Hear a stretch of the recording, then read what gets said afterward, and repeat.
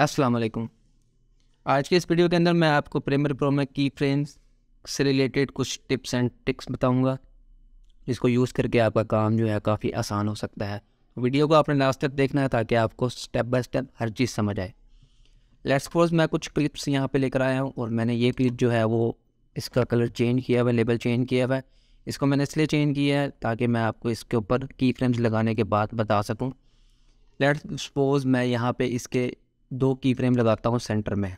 एक यहाँ पे मैंने की फ्रेम लगाया और एक थोड़ा सा आगे जाके मैंने इसको यहाँ पे की फ्रेम बढ़ा दिया। ठीक है, एक की फ्रेम को मैं क्लिप के स्टार्ट में ले देता हूँ और एक की फ्रेम को मैं क्लिप के लास्ट में ले देता हूँ। ठीक है, उसके बाद जैसे यहाँ पे अब मेरा प्ले हेड जो है वो यहाँ पे पहले की फ्रेम के ऊपर है, लेकिन मैं जैसे यहाँ पे दूसरे की फ्रेम के ऊपर जाना चाहूँगा तो यहाँ पे देखिए हमारे पास क्या होगा कि हमारा प्ले हेड जो है वो नेक्स्ट क्लिप के ऊपर आ जाएगा। अब हमें वो की फ्रेम हमें शो नहीं हो रहे।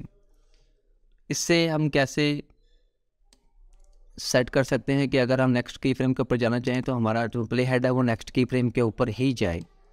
इसमें आपने क्या करना है, सीक्वेंस के अंदर आपने आ जाना है। सीक्वेंस के अंदर यहाँ पे लिखा हुआ है selection follows play head.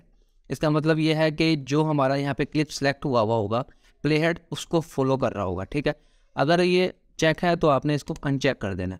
Uncheck करने के बाद अब आप देखें यहाँ से जैसे मैं अगले की फ्रेम के ऊपर जाता हूँ तो ये देखें यहाँ पे ये वैसे नेक्स्ट क्लिप के ऊपर गया है। ठीक है, लेकिन मेरा जो है वो ये ई क्लिप सेलेक्ट हुआ है और यहाँ पे हमारे पास ये प्ले हेड जो है वो मेरा इस की फ्रेम के ऊपर आ चुका है। पहले मैंने इसके ऊपर क्लिक किया था तो मैं अगले की फ्रेम के ऊपर नहीं जा रहा था। मेरा नेक्स्ट स्टेप हमारे पास ये है कि कीबोर्ड शॉर्टकट हम की फ्रेम्स के लिए रख लें खुद से और उसके बाद उनको यूज़ करके हम अपना टाइम और बचा सकते हैं। वो कैसे? कंट्रोल ऑल्ट के प्रेस करेंगे तो आपके पास कीबोर्ड शॉर्टकट्स आ जाएंगे और यहाँ पे आपने लिखना है ऐड और रिमूव या ऐड की फ्रेम्स लिखेंगे तो आपके पास नीचे आ जाएगा ऐड और रिमूव ऑडियो की फ्रेम्स, ऐड और रिमूव वीडियो की फ्रेम्स। ठीक है, आपने क्या करना है, यहाँ पे ऐड और रिमूव वीडियो की फ्रेम के ऊपर क्लिक करना है और यहाँ पे शॉर्टकट के ऊपर क्लिक करना है। शॉर्टकट है आप कोई भी कर सकते हैं, जैसे ही आप ऑल्ट के प्रेस करेंगे, ऑल्ट के मैंने इसकी शॉर्टकट खुद से रख लिया है। ठीक है, आप कुछ भी रख सकते हैं।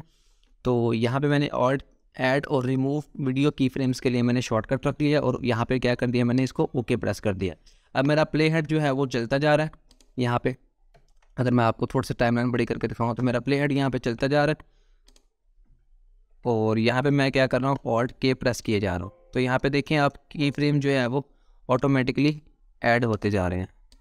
यहाँ पे मैं लिख रहा है ऑल्ट के प्रेस किया, यहाँ पे लिख रहा है मैं ऑल्ट के प्रेस किया, यहाँ पे लिख रहा है ऑल्ट के प्रेस किया। लेकिन ये हो क्या रहा है, ये सिर्फ अगर मैं आपको यहाँ पे इफेक्ट्स कंट्रोल में दिखाऊँ तो की फ्रेम्स किसके ऊपर ऐड हो रहे हैं, सिर्फ ओपेसिटी हम यहाँ से fade in fade out effect लगा सकते हैं। आपको पता है कि अगर मैं इस बार को नीचे लेकर आऊँगा तो ओपेसिटी क्या हो जाएगी, 0 हो जाएगी और इस बार को जब मैं ऊपर लेकर जाऊँगा तो ओपेसिटी जो है हमारे पास वीडियो कंप्लीट शो होगी। लेकिन ये इफेक्ट जो है वो हमें अच्छा नहीं लगता। हम चाहते हैं कि की फ्रेम जो है वो पोजीशन या स्केल के ऊपर लगे। तो आपने क्या करना है, मैं सारे की फ्रेम्स फिलहाल के लिए डिलीट कर रहा हूँ। उसके बाद मैं क्या करता हूँ, यहाँ पे ये एफएक्स लिखा हुआ है, इसके ऊपर आपने राइट क्लिक करना है।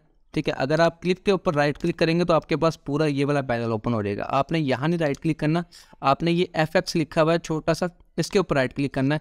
यहाँ से आपके पास ये मोशन के बाद यहाँ पे पोजीशन, स्केल, यूनिफॉर्म स्केल सब कुछ आ गया। ठीक है, ओपेसिटी के अंदर ओपेसिटी है, टाइम रीमैपिंग के ऊपर स्पीड है। ठीक है, हम चाहते हैं कि पोजीशन या स्केल के ऊपर की फ्रेम लगना शुरू हो, तो यहाँ से आपने क्या करना है, मोशन, उसके बाद स्केल को सिलेक्ट कर लेना। ठीक है, स्केल को सिलेक्ट करने के बाद अब आपका जो है वो प्ले हेड चल रहा है और मैं यहाँ पे की फ्रेम और के साथ की फ्रेम ऐड करूँगा तो देखें यहाँ पे किसके ऊपर, स्केल के ऊपर की फ्रेम ऐड हुआ है। ठीक है, उसके बाद यहाँ से हम आगे जाते हैं, फिर दोबारा स्केल के ऊपर की फ्रेम ऐड करते हैं और यहाँ से इसकी वैल्यू जो है वो चेंज कर देते हैं। ठीक है, यहाँ से हमने चेंज कर दी। उसके बाद थोड़ा सा और आगे जाते हैं, यहाँ पे हम ऑल्ट के साथ मैंने की फ्रेम ऐड किया, इसकी वैल्यू फिर चेंज कर देते हैं। बजाय इसके कि यहाँ पे वैसे हम मैनुअली भी कर सकते हैं, लेकिन ये शॉर्टकट कमांड्स इसलिए होती हैं कि काम थोड़ा सा जल्दी हो जाएगा हमारे पास यहाँ पे। उसके बाद आप सारे यहाँ से की फ्रेम जो है वो बेशक डिलीट कर दें, मैं फ़िलहाल के लिए आपको सिर्फ समझाने के लिए ऐड किए थे। ये हमारे पास एक और, इसको नॉर्मल कर देते हैं। इस तरह आप की फ्रेम्स का शॉर्टकट कमांड रखने के बाद आप की फ्रेम्स ऐड कर सकते हैं स्केल के ऊपर, पोजीशन के ऊपर या इन चीज़ों में से किसी के ऊपर। लास्ट में हमारे पास ट्रिक है ईज़ इन ईज़ आउट की फ्रेम्स को करने के लिए शॉर्टकट कमांड हम रख सकते हैं। लेट्स सपोज मैंने यहाँ पे की फ्रेम ऐड किया, कंट्रोल के, थोड़ा सा आगे किया, कंट्रोल के। अब मैं यहाँ पे इनको राइट क्लिक करूँगा, राइट क्लिक करने के बाद ईज इन ईज आउट अलग अलग सेपरेट करूँगा। इसके लिए भी मैं क्या कर लेता हूँ, कंट्रोल ऑल्ट के प्रेस किया मैंने, और यहाँ पे ईज इन, ये हमारे पास आ गया की फ्रेम इंटरपोलेशन, ईज इन और ईज आउट। इसके लिए भी आप शॉर्टकट कमांड रख सकते हैं ताकि आपको की फ्रेम्स को बार बार ईज इन ईज आउट करने की ज़रूरत ना पड़े, आपका काम जो है वो आसान हो जाए। तो ये कुछ हमारे पास कुछ टिप्स थी, इनको लेकर हम की फ्रेम्स ऐड या सब्ट्रैक्ट या रिमूव या कुछ भी हम कर सकते हैं, जिससे हमारा काम जो है वो फास्ट हो सकता है। कीबोर्ड शॉर्टकट्स बने ही इसलिए हैं ताकि आपका काम जो है वो ज़्यादा आसान हो जाए। कस्टमाइज़ आप खुद कर सकते हैं, खुद से चेंज कर सकते हैं सारा। उम्मीद करते हैं ये वाली वीडियो जो है वो आपको पसंद आई होगी। अगर वीडियो अच्छी लगी है तो लाइक करें, शेयर करें और बेल आइकन को क्लिक करें ताकि इस तरह की मज़ीद वीडियो जो आपको बर वक्त मिलते रहें। मिलते हैं अगली वीडियो में, तब तक के लिए अल्लाह हाफिज़।